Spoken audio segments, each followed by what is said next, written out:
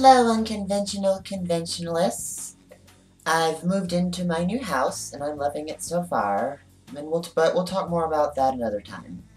For right now, we need to speak about a very important and controversial issue, especially in today's media: rape. There has been numerous accusations towards famous celebrities in today's media regarding sexual assault and rape. Well, one of which has got me very bothered, and that was the accusation towards Melanie Martinez by Timothy Heller. Now, all of you know I am a huge fan of Melanie Martinez, and I've seen her in concert twice, and even met her face to face. I consider the two of us to be distant friends. If you are unaware of the situation that's been constantly blowing up the internet for the past week, I want you to first check the first link below in the description. That is the initial tweet by Timothy Heller making the accusation towards Melanie Martinez. If you haven't already read it, I strongly advise you pause this video right now, click on that link, and read the entire story. However, I do have to issue a trigger warning. If you've been sexually assaulted in your childhood, teen years, or even more recently than that, it's likely that reading Timothy Heller's accusation could trigger an anxiety attack with you, so proceed with caution. I read said tweet only a couple hours after it was released. I was at work Monday night, and I decided I wasn't going to jump to conclusions. I wanted to hear Melanie's side of the story first. And well, a little past 2 a.m. I got it, and it was pretty short and void of detail. However, there were two very important points made in the response. In her response, Mel stated that Tim didn't say no, and that what they did was consenting. Now, this does confirm that Melanie and Timothy did indeed have sex at some point. So we can at least all agree that that part is true. And unfortunately, a lot of the fan base of Melanie Martinez has been treating the situation very immaturely. Some of which denounced their fandom with Melanie altogether and proceeded to make videos of them destroying merch. Some of them very expensive and rare merch, like the Dollhouse EP vinyl disc. Yeah, you can't even buy that anymore. And people were like breaking it in half and burning that. Really, guys? Really? At the very least, sell it. Oh my god. The harassment of Melanie Martinez has gotten so bad that she has disabled comments on every last one of her channel videos. And on the other end, there were a bunch of crybabies that immediately, without any evidence, called Timothy a liar and proceeded to harass her. Now me, I don't know, something about the whole thing just didn't feel right, and I wanted to look deeper into it.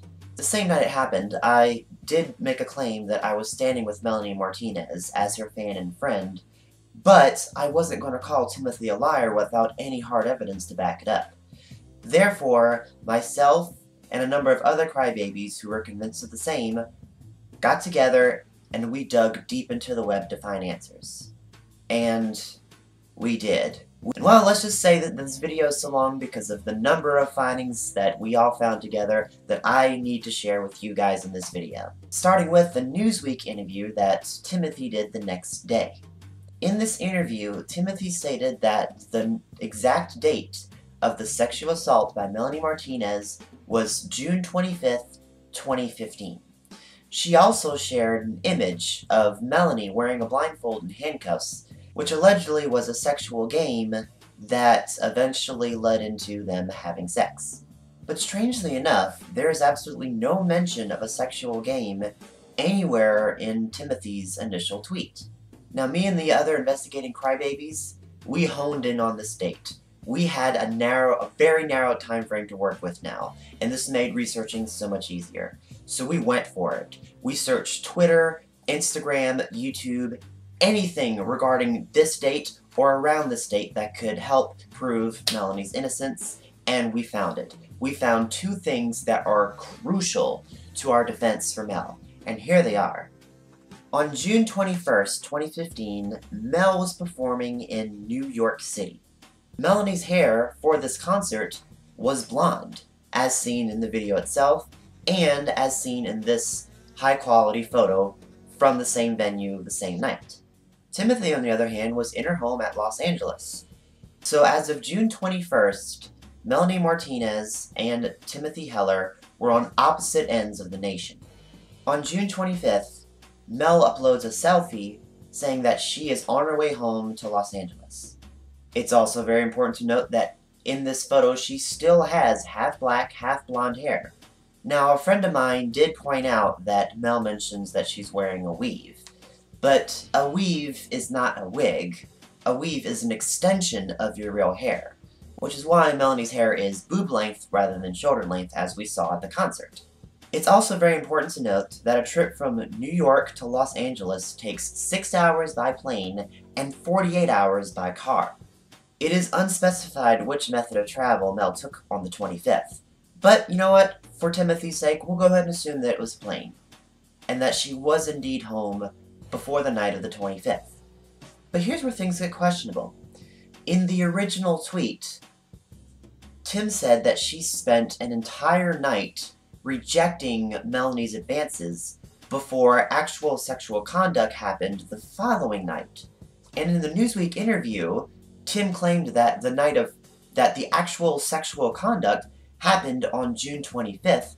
That would make the full night of rejecting Melanie's advances to have happened on June 24th. But that is impossible because Melanie was still in New York City on June 24th. How the hell could Melanie and Timothy have had any kind of interaction when they were clear across the United States from each other? And now I want you guys to take a look at this selfie posted by Timothy. In the background, you can see Melanie still having blonde hair. Yes, that is Melanie behind her in the picture because the tattoo on the shoulder matches. Take a look. See? This confirms that Melanie had half black, half blonde hair from June 21st through June 29th, and not half black, half purple as depicted in the image that Timothy provided to Newsweek claiming to have been taken on June 25th. These two things, the inconsistency of the date to where they both were, and the inconsistency of the photo to what Melanie's hair was at the time, these were the two most powerful and solid pieces of evidence that me and the other researching crybabies were able to assemble. But even though those were the two strongest pieces of evidence we can supply, there's still more. Lots more, actually. On June 30th, Tim posted a photo with a different friend, tied up and gagged like a BDSM submissive. What I personally get from this photo is that Tim had casual sex with friends for fun. Can I prove that Tim had sex with this friend depicted with her? No, but I can kind of confirm from the personal friends with benefits experience that you really would only tie up and gag someone like that if you plan to follow through with some dom and sub play. Me and the other investigating crybabies can also confirm that Timothy and Melanie continue to being friends for quite some time, as shown on these upload entries dated August 14th, 2015, October 19th, 2015, April 7th, 2016, and finally, the most recent, January 27th, 2017.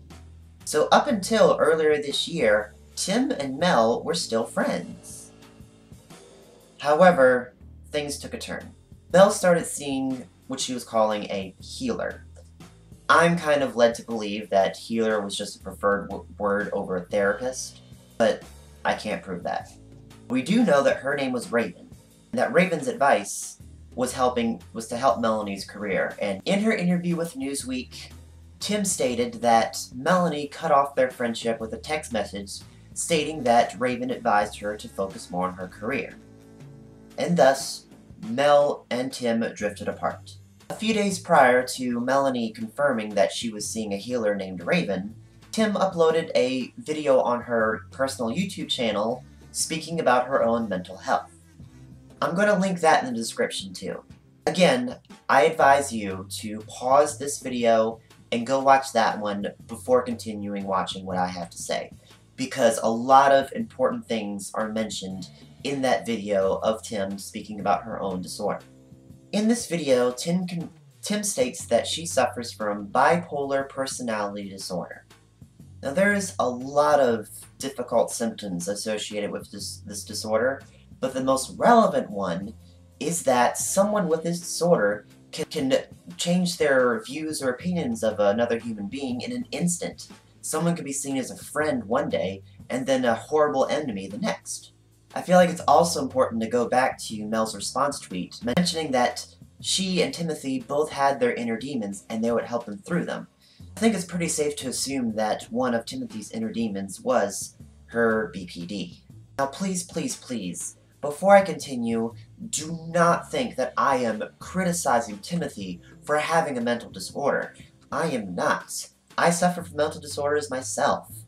I frequently suffer from anxiety, and I'm still recovering from my personal case of dissociative identity disorder.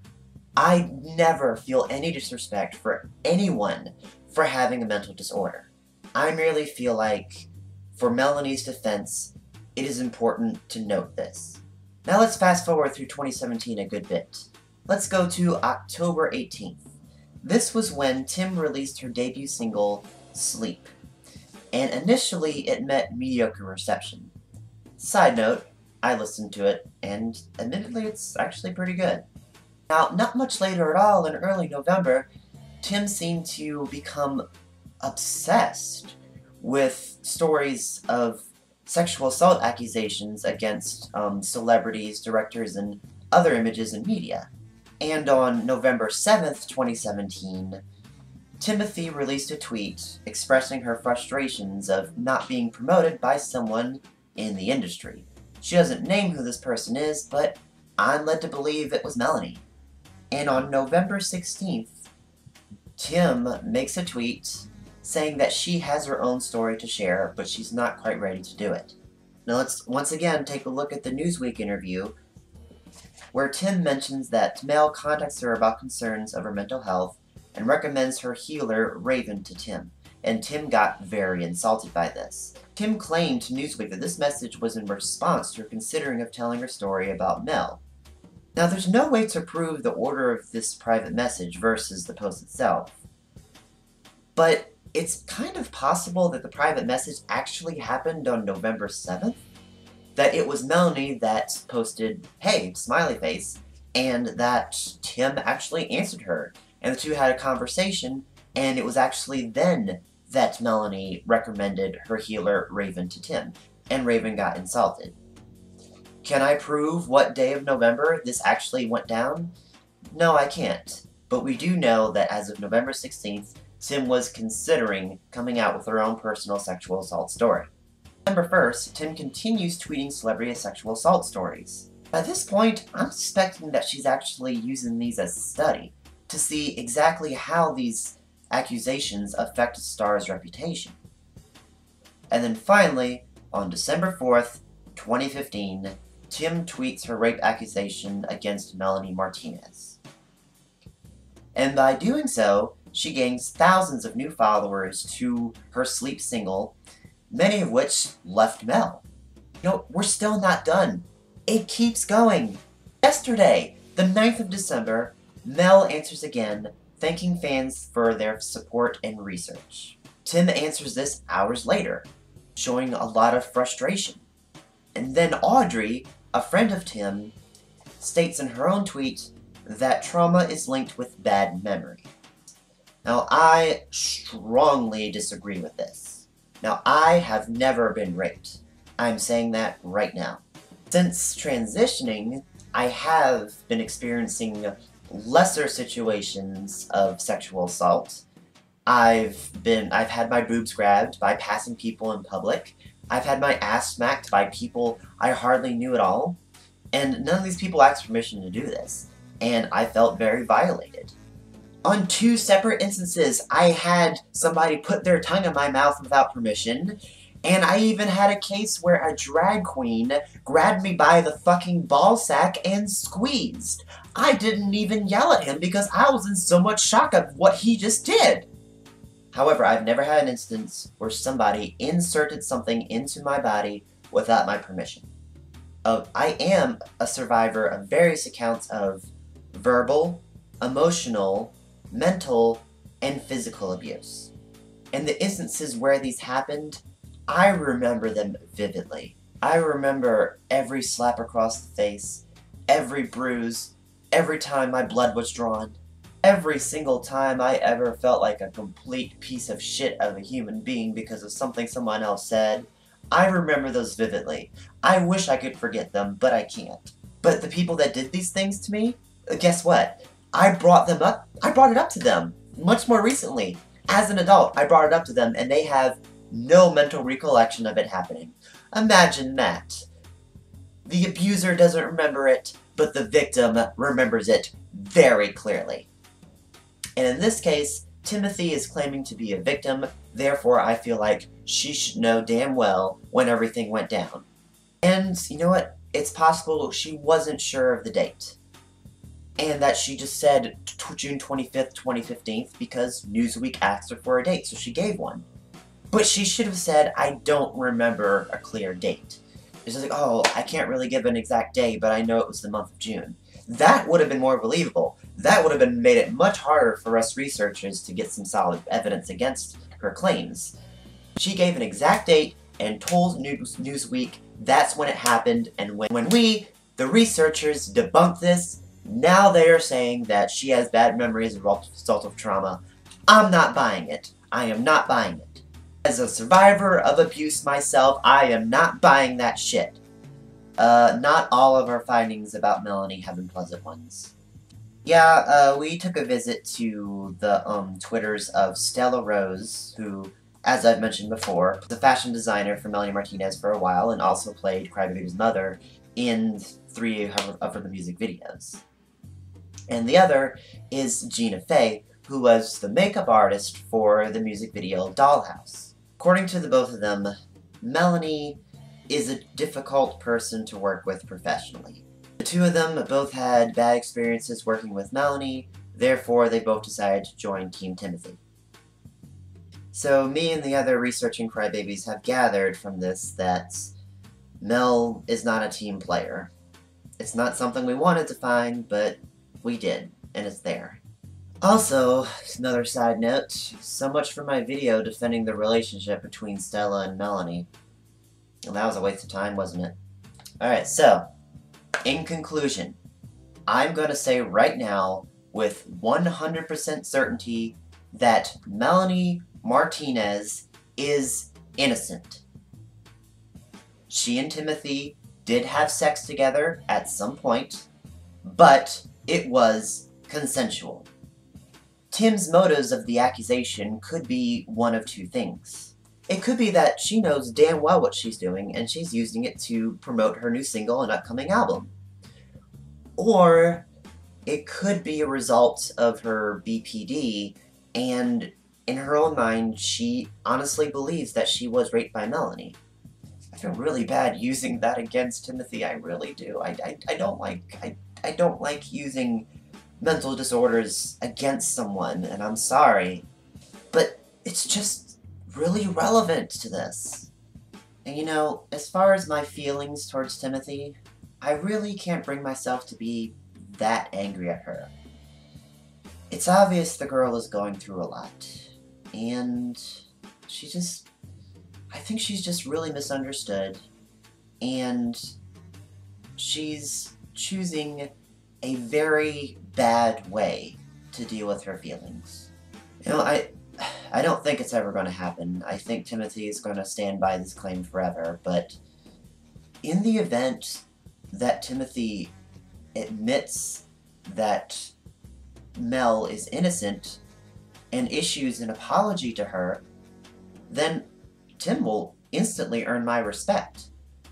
And it's obvious that Tim wants some fans, and I'll become that. I'll follow her work, I will buy her album, and I will review it right here on the channel. Look, rape is an issue. An issue that should always be taken seriously. But before making a decision or taking a side on it, It's very important to listen to both sides. And just do some research. Dig deeper. Look for some answers. Don't just take one word over the other. And there's something else I need to tell you guys. It's an important life lesson that I learned the hard way. Consent is everything. It is super important. Even if you are 5,000% absolutely positive that this person wants to fuck you, still ask permission. As a matter of fact, if it's possible to do so, ask permission days in advance.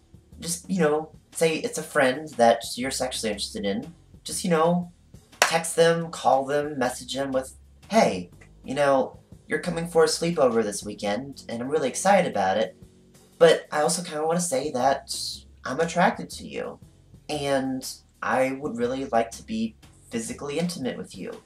How do you feel about that, and are you interested? That way they have some time to process it and think about it, and rationalize with it, and make a definite decision. And that way, there is no doubt at all that consent was given. It's just a matter of respect, you guys. Bottom line, it's all about respect. Before I close this out, I want to give a shout out to Melanie on Facebook and Mel's Corner here on YouTube. Both of these people have been critical in our investigation. A lot of the findings that I've shown you guys just now were made by these two users. I'm linking Mel's Corner's channel in the description because I've been subscribed to it for quite some time, and bottom line is I enjoy it. That concludes the longest Bad Girls rant in the history of Bad Girls Bitch Blog. Thank you so much for watching the whole thing. If you have any further opinions on this matter, please comment below. I care about the thoughts and opinions of my fans. And if you still support Timothy after everything I've said here, that's okay. I respect your different opinion. Yes, it's a controversial issue, but we can still find a way to be friends through it. I'm willing to work for that if you are. Salut.